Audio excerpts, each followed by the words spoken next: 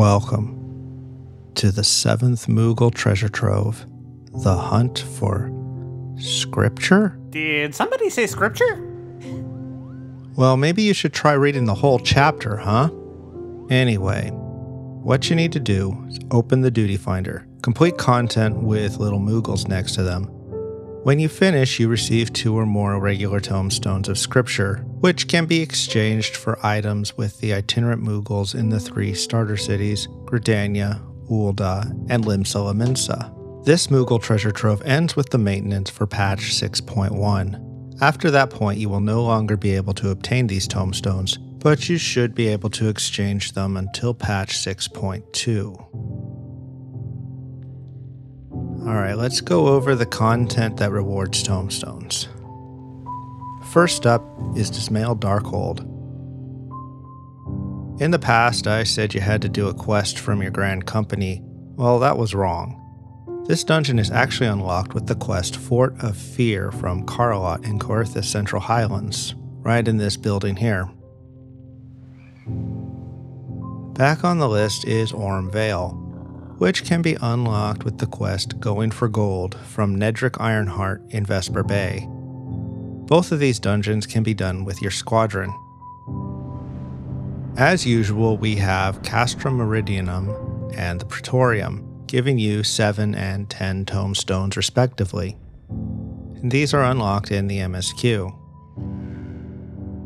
And then there are a few 4-player dungeons. Pharaoh Sirius is unlocked by talking to Diamanda at Aleport in western Lenosha, and she'll give you the quest Serious Business. This dungeon can be done with your Grand Company Adventure Squadron as well, but it can be difficult. Pick up the quest Out of Sight, Out of Mind from Hugobert in Mordona, so you can run Copper Bell Mines hard. This one can also be run with your squadron. Then, as part of the MSQ quest, The Rising Chorus, there is The Keeper of the Lake. Again, we have all 3 raids from the Shadows of Mach storyline that are unlocked through the questline, starting with Sky Pirates, which you can pick up in Ishgard in the Pillars. I believe this is all you can do on a trial account for PvE content. Finally, we have the 3 trials from the Four Lords questline. Remember when I said, you get a 3rd choice if you have completed the Four Lords questline? It's like they really want you to do that questline. It's another fulfilled prophecy. Did somebody say fulfilled prophecy? Anyway, in order to unlock these trials, you need to get at least through the MSQ quest, Hope on the Waves, and then pick up an auspicious encounter from Soroban in the Ruby Sea. It's a pretty lengthy questline with long cutscenes, and it takes you through 2 dungeons in addition to the 3 trials. And as for PvP, you can do Frontline or Rival Wings. Look for the quest A Pup No Longer in your Grand Company headquarters, but see my PvP guide for more details. You get 3 or 5 tomestones depending on if you win or lose.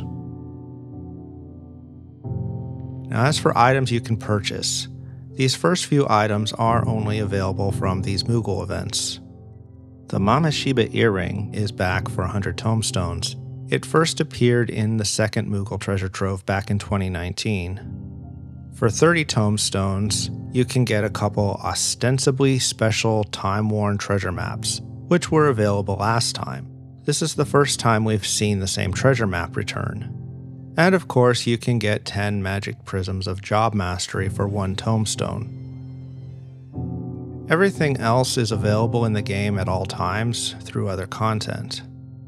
The MGP Platinum card is worth 50,000 MGP, the currency used at the Gold Saucer.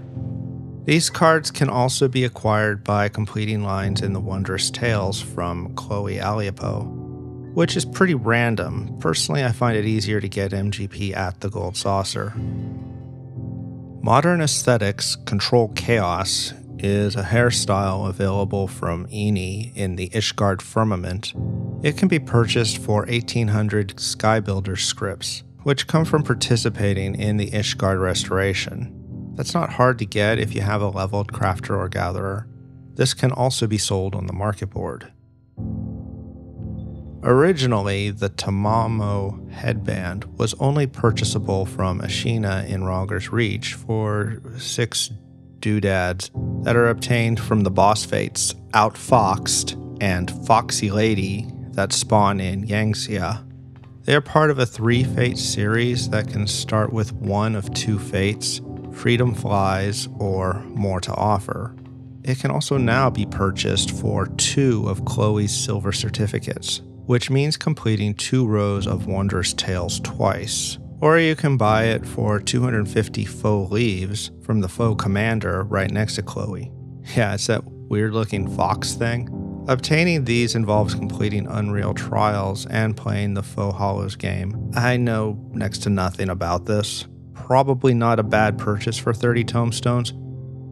The Primogenitor or Castrion roll can be found in the loot chest after the Midgard-Sommer battle in Omega Alphascape 2.0. Getting this means playing through most of the Omega questline, which starts with Wedge in Rogger's Reach. This roll can also be purchased from the market board, but it can be quite pricey.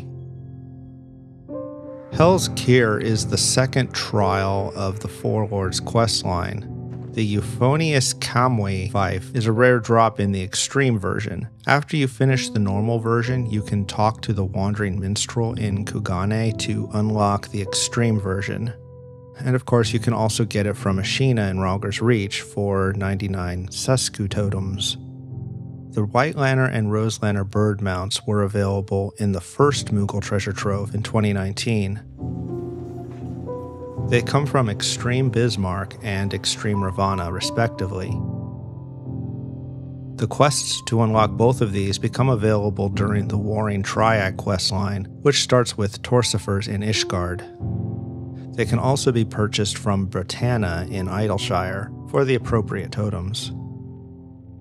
Back now for the 3rd time are the Aethon Whistle from Extreme Ifrit and the Boreas Whistle from Extreme Shiva. These were both available in the 1st and 4th treasure troves. The quests to unlock these trials are available from Urianger in the Waking Sands at some point after you complete the hard versions. I'm not exactly sure when.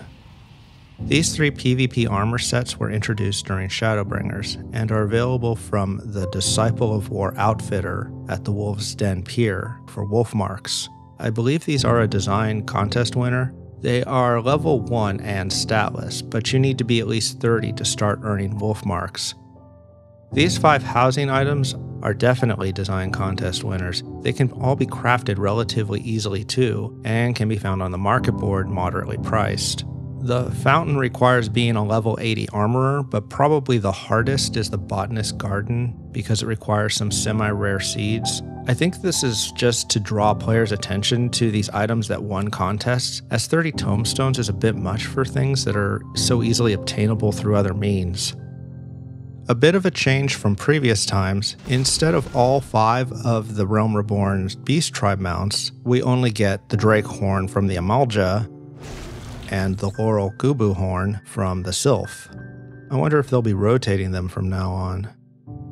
Then we have 2 Orchestrion rolls from Stormblood Beast Tribes, Indomitable from the Kojin and Keepers of the Loch from the Ananta, and these were both available in the 3rd treasure trove. The Ivan Coralfist doll minion drops in the Temple of the Fist, a 4-player dungeon that becomes available after you finish Stormblood. Pick up the quest to kill a Coral from Ortwin in Rogger's Reach to unlock the dungeon. There's also a chance it may be found in the Material Container 4 available at your Grand Company, and it is sellable on the market board. You can purchase the Behemoth Air minion for 400 Centrino seals from Ardelaine. He's downstairs in the Forgotten Night in Ishgard.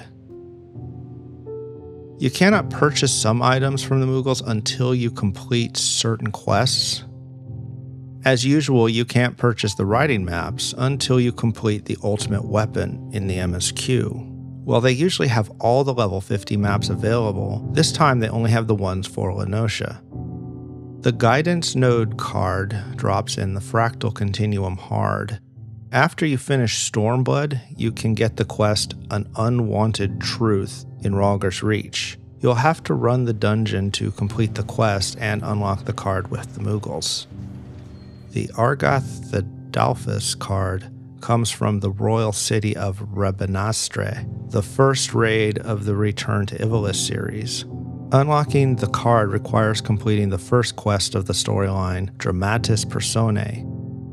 Finally, the Genbu card is from Hell's Lid. This is the first 4-player dungeon in the Four Lords questline. You will need to complete the first quest in the questline to unlock the card. This requires you to run the dungeon and the first trial, the Jade Stoa. Remember, this event ends with patch 6.1. Every job gets a special gear set with each expansion that is considered iconic for that job.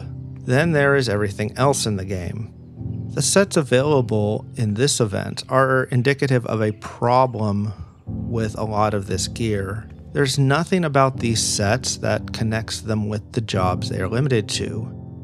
In fact, these 3 sets that are locked to various jobs are completely identical except for the color. Being PvP gear, they are statless and level 1. So there's zero reason for these, like all PvP gear since Stormblood, to be locked to particular jobs or roles. Personally, I think it should lose its job restrictions when it's placed in the Glamour Dresser. Anyway, thank you to Backwater J and Elecctrininja. If you found this video helpful, interesting, or entertaining, please give it a like. If you have any questions, feel free to ask below. And if you haven't already, please subscribe to my channel. Goodbye.